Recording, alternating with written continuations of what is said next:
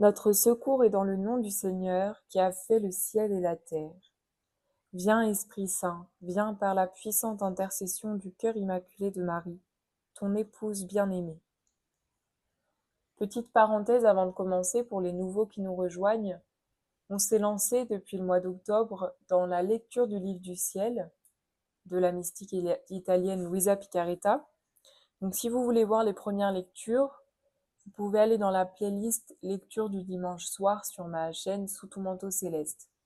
Et tous les dimanches à 18h, on se retrouve pour lire ensemble le livre du ciel. Donc on est encore au début, on est dans le tome 1. Et écoutez, j'espère que vous allez bien, que cette lecture n'est pas trop laborieuse, que vous vous accrochez. Je sais que les premiers volumes, ils sont vraiment pas faciles, surtout quand c'est la première fois qu'on les lit. Moi, je me souviens quand je les ai lus pour la première fois, ça m'a effrayée, presque découragée. Mais j'ai pas fermé le livre, j'ai continué. Je me suis dit, il y a peut-être, au bout d'un moment, ça va peut-être finir par s'éclaircir. Et effectivement, je vous le promets, au bout d'un moment, ça s'éclaircit. C'est parti, on va continuer notre lecture. La première vision de Jésus souffrant. Un jour après la Sainte Communion, Jésus, tout amour qu'il est, me donna tant d'affection que je m'émerveillai et lui dis : « Jésus, pourquoi tant de tendresse envers moi ? Si j'étais bonne, au moins je comprendrais. J'avais toujours peur qu'il me quitte. J'avais toujours eu cette peur et je l'ai encore, et parfois la douleur que je ressens est si grande que je pense que la douleur de la mort serait moindre. Si lui-même ne vient pas me calmer, je ne sais pas comment me donner la paix. Au lieu de cela, il veut me tenir plus intimement. Alors que je le sentais ainsi en moi, il me dit d'une voix intérieure : « Ma bien-aimée, les choses du passé n'ont rien fait de plus que de te préparer un peu. Maintenant j'en viens au travail. Je veux que ton cœur soit disposé à entrer dans l'immense océan de mon atroce passion. Lorsque tu auras vraiment compris l'intensité de mes souffrances, tu pourras comprendre l'amour qui me consumait quand je souffrais pour toi. Qui suis-je, moi qui ai tant souffert, et qui es-tu, vile créature ? Oh, ton cœur n'osera pas s'opposer au coup et à la croix que je lui ai préparés pour ton bien. Quand tu considéreras tout ce que moi, ton professeur, j'ai souffert pour toi, ta souffrance te semblera une ombre. Elle te semblera douce et tu atteindras un point où tu ne pourras plus vivre sans souffrance. Ma nature tremblait à la pensée des souffrances que j'aurais à endurer. Je le suppliais de me donner la force, que sans lui j'aurais utilisé ses propres dons pour offenser le donateur. Je m'adonnai donc à la méditation de la passion, et cela fit tant de bien à mon âme que je crois que tout le bien me vint de cette source. Je vis la passion de notre Seigneur Jésus-Christ comme une immense mer de lumière. Ces innombrables rayons m'atteignaient de toutes parts, rayons de patience, d'humilité, d'obéissance et de tant d'autres vertus. Cernée par cette lumière, j'étais anéantie de me voir si différente de lui.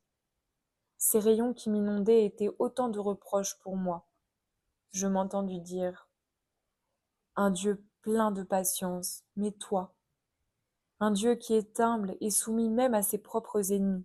Et qu'en est-il pour toi ? Un Dieu qui souffre tant pour toi. Et tes souffrances pour lui, où sont-elles ? Lui-même me racontait parfois les souffrances qu'il avait endurées, et j'en étais si émue que je pleurais amèrement. Un jour, pendant que je travaillais, je considérais les douleurs les plus amères que mon bon Jésus a souffertes. Mon cœur était tellement oppressé par la souffrance que je pouvais à peine respirer. Craignant quelque chose, je voulus me distraire en sortant sur le balcon. Je fis en sorte de regarder au milieu de la rue. Mais que vis-je ? Je vis la rue pleine de gens, et au milieu d'eux mon aimant Jésus, avec la croix sur les épaules. Les uns le tiraient d'un côté, les autres de l'autre, tout haletant, son visage dégoulinant de sang, qui levait les yeux vers moi, semblant demander son aide. Qui peut dire la douleur que je ressentis, l'impression qu'une vue aussi compatissante fit sur mon âme ? Je rentrai immédiatement à l'intérieur, Je ne savais pas moi-même où j'étais. Je sentais mon cœur se briser de douleur. Je criais en pleurant.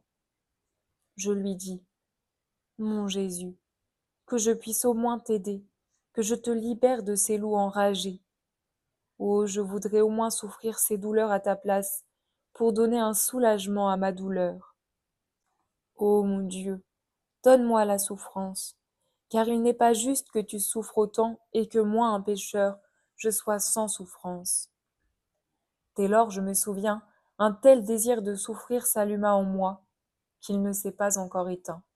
Je me souviens encore qu'après la Sainte Communion, je le priais ardemment de m'accorder la patience, et parfois, pour me satisfaire, il semblait prendre les épines de sa couronne et me piquer le cœur.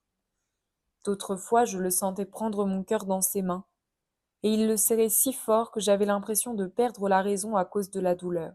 Quand je perçus que les gens pouvaient se rendre compte qu'il se passait quelque chose, et puisqu'ils étaient prêts à me donner ces douleurs, immédiatement je lui disais, Seigneur, que fais-tu? Je te supplie de me donner la souffrance, mais qu'elle soit cachée à tous. Jusqu'à un certain moment, il m'exauçait, mais mes péchés me rendaient indigne de souffrir en secret, sans que personne ne s'en aperçoive. Je m'arrête sur ce passage qui est très important. On voit que Jésus va demander à Louisa de méditer sa passion. Et Louisa nous dit « Je m'adonnai donc à la méditation de la passion, et cela fit tant de bien à mon âme que je crois que tout le bien me vint de cette source. » Méditer la passion de Jésus. Il faut vraiment qu'on ajoute ça tous les jours dans notre vie quotidienne, cette méditation de la passion du Christ. Et grâce à Dieu, on a plein de manières de méditer la passion aujourd'hui. Je pense aux oraisons de Sainte Brigitte et aux 7 patères qu'elle a reçues. D'ailleurs, je les ai enregistrées sur ma chaîne, vous pouvez les retrouver.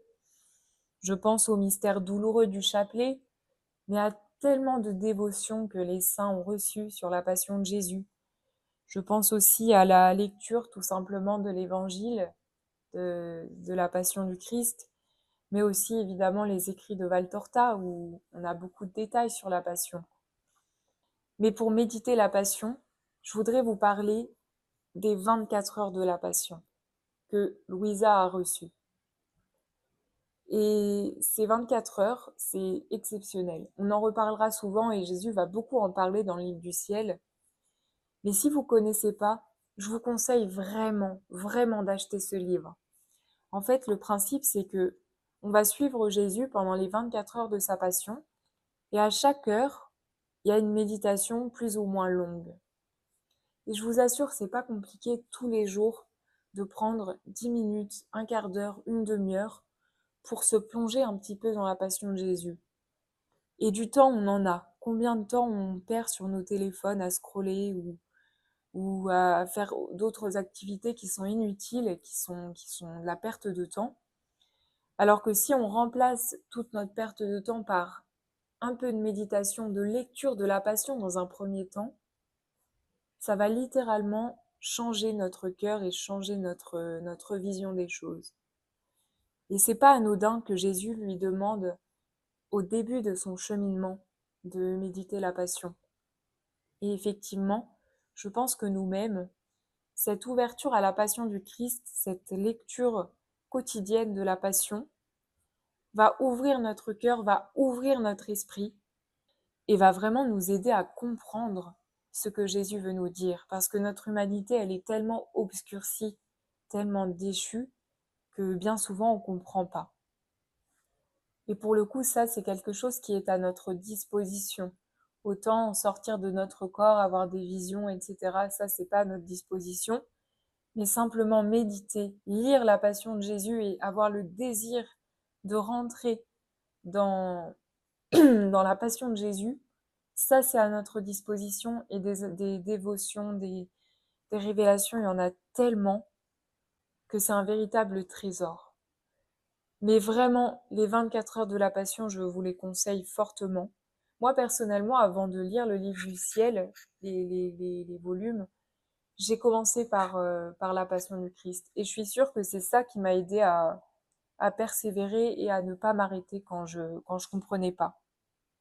Allez, pour vous motiver à faire ces heures, je vous lis des petites citations de Jésus qu'on retrouve dans le livre du ciel, mais c'est dans longtemps. Mais par exemple, Jésus dit: ces heures sont précieuses, de préférence même à d'autres exercices, car cette méditation n'est rien d'autre qu'un renouvellement et un dilatement continu des mérites de tout ce que je fis, moi, et souffris au cours de ma vie mortelle, et de ce que j'ai fait et que je fais continuellement dans mon infiniment sainte Eucharistie. Quand j'écoute ces heures de ma passion, j'écoute ma propre voix, mes propres prières, je vois ma propre volonté en cette âme, c'est-à-dire la volonté de vouloir le bien de tous et de réparer pour tous, et je me sens entraînée à demeurer en elle, et tandis qu'elle édite en moi et reproduit les effets de mes souffrances, moi en elle, j'agis et je me complais de faire ce qu'elle fait elle-même. Oh, combien j'aimerais que même une seule âme dans chaque cité ou village s'applique à ces heures de ma passion. Alors je m'entendrai moi-même dans chaque cité ou village, et ma justice, qui en cette époque est beaucoup indignée, en serait apaisée en partie. Et ensuite Jésus dit: je donnerai une âme à chaque parole, à condition qu'il les médite unies à moi et à ma propre volonté. Car toute l'efficacité, qu'elle soit plus ou moins grande, de ces heures de ma passion, tient à l'union plus ou moins grande qu'on a avec moi.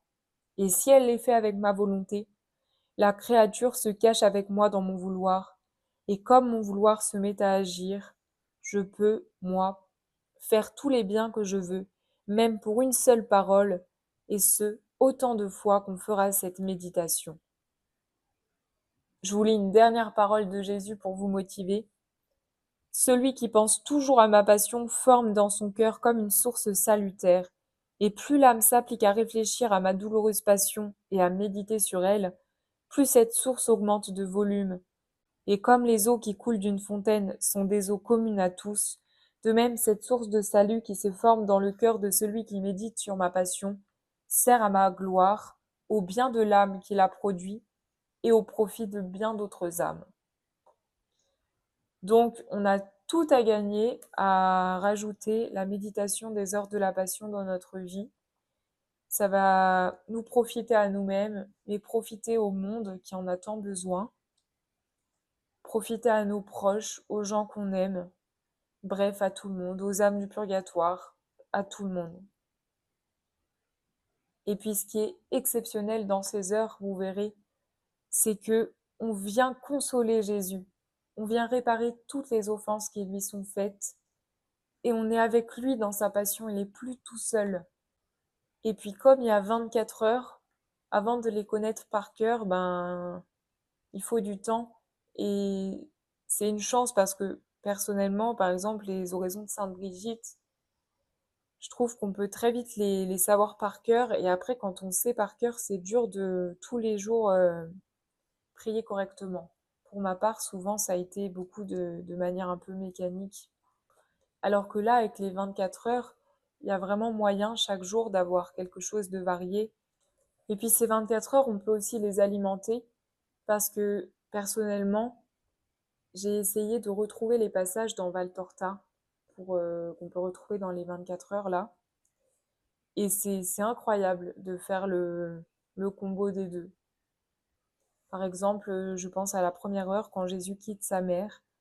Eh bien, dans Valtorta, on a un chapitre où on a ce que Jésus dit à sa maman pour lui dire au revoir, chose qu'on n'a pas forcément dans les 24 heures, et de les rajouter, ça permet d'avoir une lecture plus complète et puis différente parfois.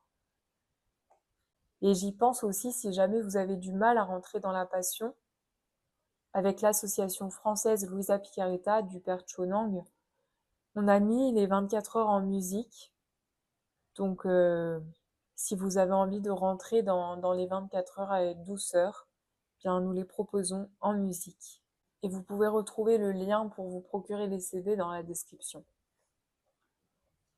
Pour la prochaine fois, si on n'a pas l'habitude de méditer la passion au quotidien, on peut prendre cette résolution de vraiment mettre la passion dans notre vie et d'essayer de méditer, de lire un petit peu tous les jours.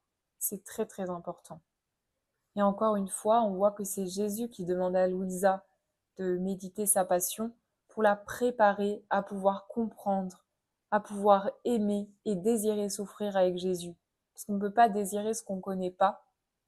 Et le fait qu'après, par la suite, c'est Louisa qui va supplier Jésus pour partager ses souffrances et Jésus ne va jamais lui imposer, c'est parce qu'elle va rentrer dans la passion, elle va voir que Jésus, tout ce qu'il a souffert par amour pour nous sauver, et elle va vouloir participer. Mais tout est une question d'amour et de voir cet amour infini de Dieu pour nous qui vit sa passion et qui ne l'a pas vécu simplement les 24 dernières heures de sa vie, mais toute sa vie, et qui continue en plus de vivre cette passion dans chacun d'entre nous par nos péchés, mais aussi dans la Sainte Eucharistie. Donc vraiment, méditer les 24 heures de la passion va nous faire un bien infini. Ben écoutez, je pense qu'on va s'arrêter là pour aujourd'hui, pour essayer cette semaine de vraiment intégrer cette passion du Christ à notre vie quotidienne, à notre vie de prière. C'est très important. Et je vous souhaite bon courage, accrochons-nous et je vous dis à dimanche prochain. Soyez bénis. Lorsque tu me diras, je volerai vers toi, je te donne